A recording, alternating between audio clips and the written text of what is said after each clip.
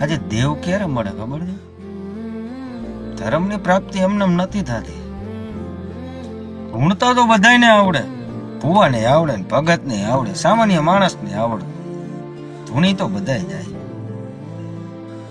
પણ બધા ખાઈ પીને આનંદ ઇલોડા કરીને શાંતિથી બધા હુઈ જાય ને છેલ્લે જે મઢની માલિકો રાતે અડધી રાતે દરવાજા ખોલીને દેવની સામે જઈને બેહી જાય ને અને બે આહુડા પાણીને કહી દે કે મારાથી મારી વસ્તીથી કદાચ ગમે એ ભૂલ થઈ હોય ને મારી માફ કરી દેજે, જાવા દેજે, આજે એના ભાગનું મને કહી દેજે. એને કમાણી કહેવાય, એને ધર્મ મળે. કહેવાય છે ને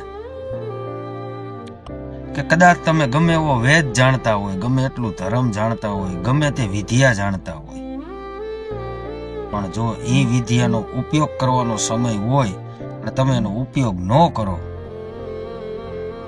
તો એ તમારા કામની નથી. એનાથી મોટું કોઈ પાપ નથી.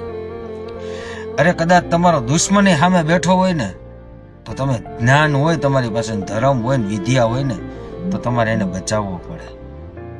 ઈ ધર્મ છે બાપ, એને દેવ મળે, એમને દેવ ન મળે. હોવાથી એમને નથી થવાતું. એના માટે તો ઝેરના ઘૂંટડા પીવા પડે.